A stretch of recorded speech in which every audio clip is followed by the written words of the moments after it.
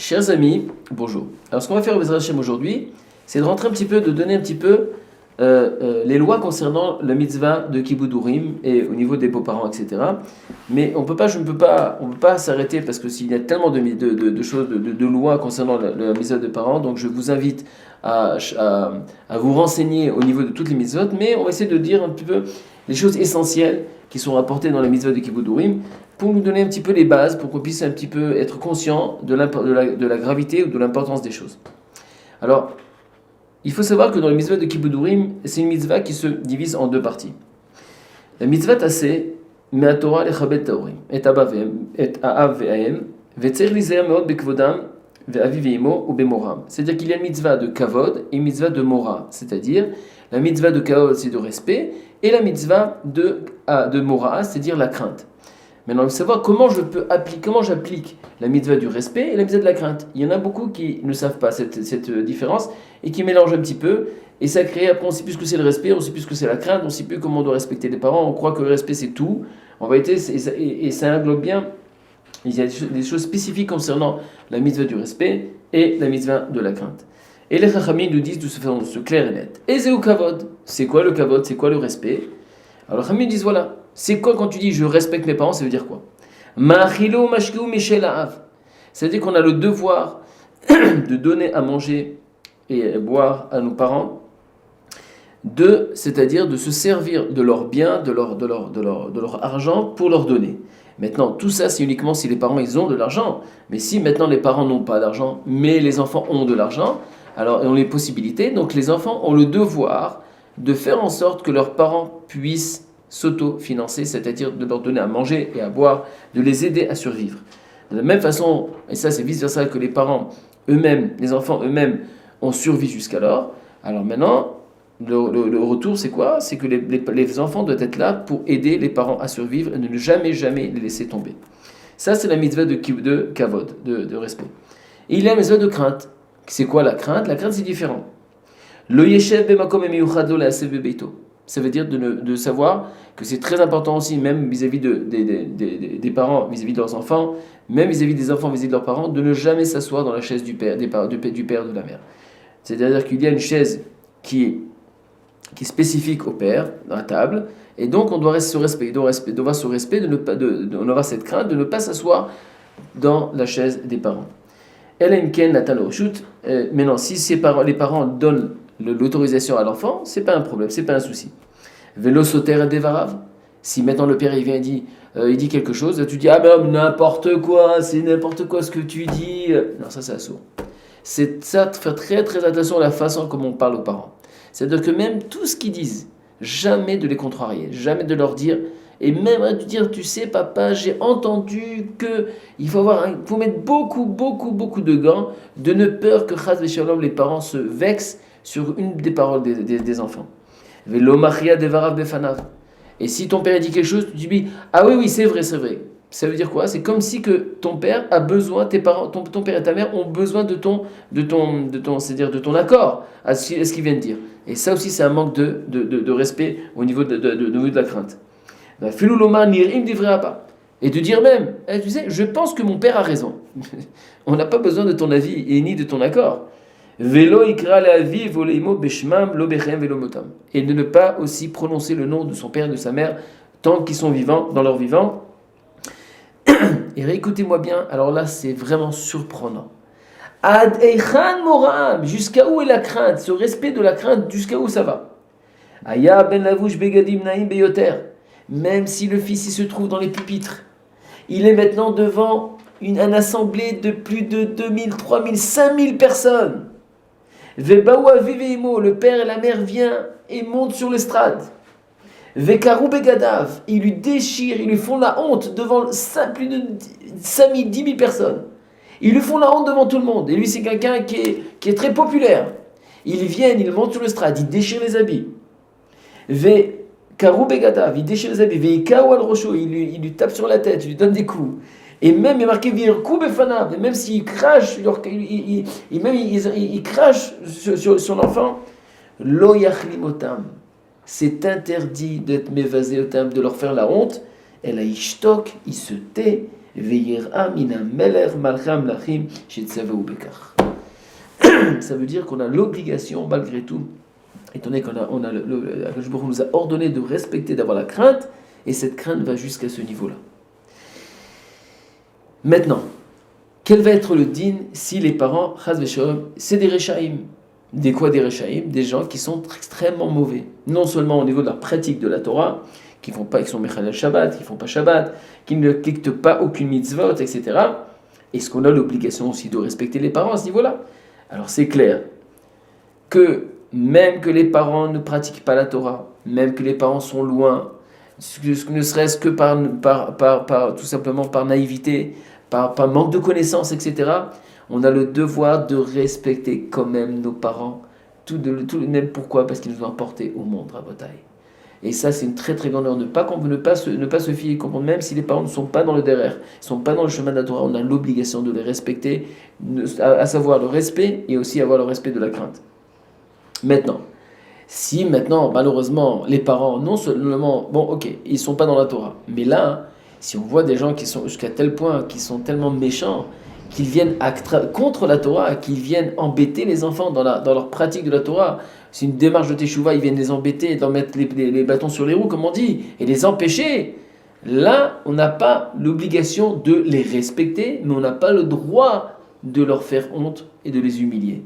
Et ça, c'est une autre dimension de respect. Ça veut dire que tu restes, tu vois, tu n'as pas le droit de rien faire. Mais par contre, maintenant, le devoir de les respecter, et quand ils viennent te déranger. Ça, non, on n'a pas le devoir, on n'a pas l'obligation.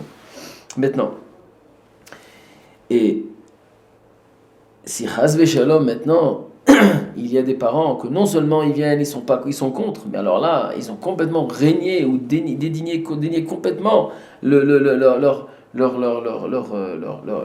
religion, ou alors ils ont été dans une autre religion, ou une chose comme ça, qui est une chose que Hachem Yerachem, qui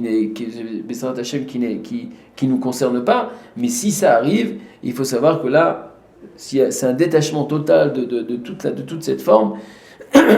Mais encore une fois, il ne faudra pas les humilier, il faudra prier pour qu'ils fassent teshuvah et qu'ils reviennent à la source de la foi juive. Maintenant, est-ce qu'on a le droit aussi de demander aux parents, par exemple, de leur demander quelque chose, c'est-à-dire est-ce que tu m'as apporté un verre, est-ce que tu m'as apporté autre chose? Alors sache qu'on n'a pas le droit de demander. Si les parents veulent servir les enfants, il n'y a pas de souci, parce que c'est leur kavod, c'est leur kef, c'est leur plaisir. Mais nous, on n'a pas le droit de venir de demander quelque chose, parce que ne serait-ce par respect et par respect de crainte vis-à-vis des parents. De demander un service, une chose qui est difficile aux parents. Maintenant, si c'est une chose qui se passe et que les parents, au contraire, en sachant que c'est un plaisir aux parents de venir etc., ça, c'est possible de le faire. Encore une fois, si les parents ont un plaisir et ils acceptent avec beaucoup de plaisir, beaucoup de simra, d'aider les enfants. Donc, nous allons passer maintenant au respect des beaux-parents. Alors, écoutez bien. Chayav adam lechabed et chamiv bekima veidur kishemagia letoch arba motav. C'est-à-dire de la même façon quand le père arrive, il a une question de respect, ça on l'a pas cité, mais il est bien de le citer aussi maintenant. Quand les parents rentrent à la maison par exemple, c'est important que si une personne est assise, qu'elle se lève. Et bien même vis-à-vis des beaux-parents, par exemple au niveau du beau-père et de la belle-mère, il faut savoir qu'un homme est obligé, Adam Chayav, lechabed et chamiv bekima veidur kishemagia letoch arba motav. C'est-à-dire que si le beau-père rentre chez toi à la maison, quand il s'apprête et il s'approche de toi, c'est une mitzvah de se lever et de se mettre debout pour son respect, de se lever comme ça et de se rasseoir. Il n'a pas le même respect que son père, mais au niveau du respect de kibbutz, c'est-à-dire de se lever comme on respecte un chacham qui rentre dans une maison, qui s'approche des 4 amot, c'est-à-dire des 2 mètres de ton entourage, alors on a l'obligé de le respecter à ce niveau-là, de lui céder la place. Maintenant, il y en a aussi qui, de la même façon qu'il y a une mitzvah d'embrasser la main de la mère, d'embrasser la main de son père, il faut savoir aussi qu'il y a une mitzvah aussi d'embrasser la main de son beau-père, et pas de sa belle-mère bien sûr, mais de son beau-père naturellement. Vechen raoui la'asot, ou bifratim chamiv ou bal ma'asim tovim ou ben Torah, et kosheken imut talmid racham. Donc la plus forte raison, si son beau-père est un talmid racham, etc., ou quelqu'un qui est une bonne, c'est une mitzvah d'embrasser la main de son beau-père. C'est une mitzvah. Et même sa belle-mère, il y a une mitzvah d'avoir le respect vis-à-vis de sa belle-mère. Maintenant, est-ce que maintenant la femme, vis-à-vis de ses beaux-parents, comment ça doit se passer? Alors, une femme, Isha marqué comme ça. Isha chayavet lechabed et chamia vechamota bema shetochal. Vegadol chiyuv haisha me'aish. Ça veut dire que la femme est obligée de respecter ses beaux-parents beaucoup plus que le mari doit respecter ses beaux-parents. Pourquoi? Pourquoi c'est comme ça? Je sais que c'est révolte un petit peu, mais pourquoi c'est comme ça? Parce qu'une femme, dès qu'elle se marie, Rabotai, elle rentre dans la maison de son mari. Ça veut dire qu'elle rentre dans le mari, dans l'impact du mari.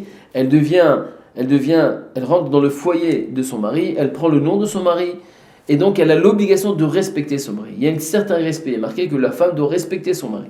Maintenant, le respect, si on vous le rappelez, c'est pas le même respect entre l'homme et la femme, vice-versa. Mais le respect, c'est le kavod qu'elle doit à son mari. Maintenant, quand une femme, étant donné qu'elle doit du respect à son mari, et que le mari, étant donné qu'il ne s'est pas détaché, quand il s'est marié, il ne s'est pas détaché de ses parents, et qu'il a l'obligation de respecter ses parents au niveau, du même niveau, de même que c'était même avant le mariage, même après le mariage, c'est le même respect. Alors, étant donné que la femme, elle doit respecter son mari, donc elle doit respecter aussi les parents de son mari, parce qu'à travers qu'elle respecte ses beaux-parents, elle respecte de cette façon-là son mari. Et comme il est rapporté ici, Isha chayavet lechabed et chamia vechamota bema shetochal. Et pourquoi ça? She chayavet yoter lechabed et chamia vechamota, shezeu gvodo shel habal veichayavet begvodo. Étant donné qu'elle doit le respect de son mari. Maintenant, chayav adam lechabed et eshet aviv. Donc ça veut dire quoi, Rabotai?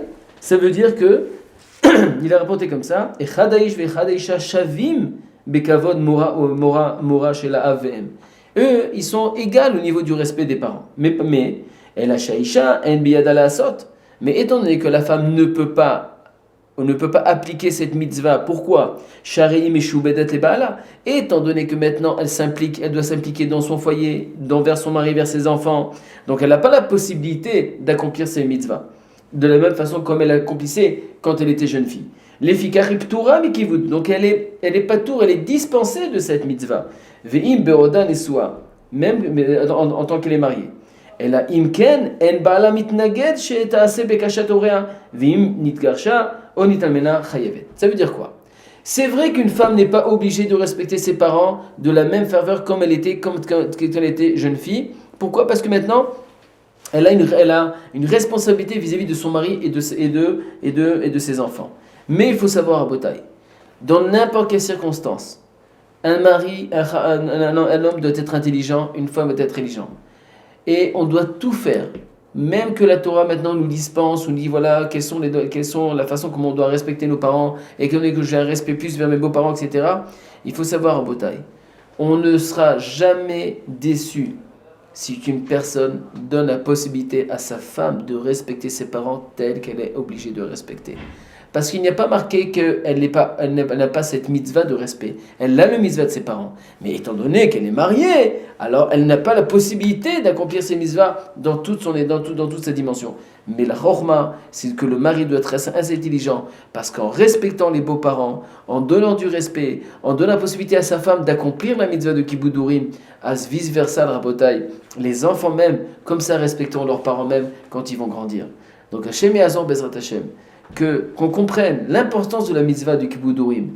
Alors maintenant, on va rentrer un petit peu, la prochaine fois, dans le sujet de comprendre un petit peu comment gérer cette histoire de mitzvah de Kibbudurim d'un côté, et d'un autre côté, comment accepter toutes les remarques et les paroles de nos parents pour pouvoir avoir du shalom à la fois à la maison et à la fois chez nos parents et chez nos beaux-parents. À la prochaine fois, Bezrat Hashem.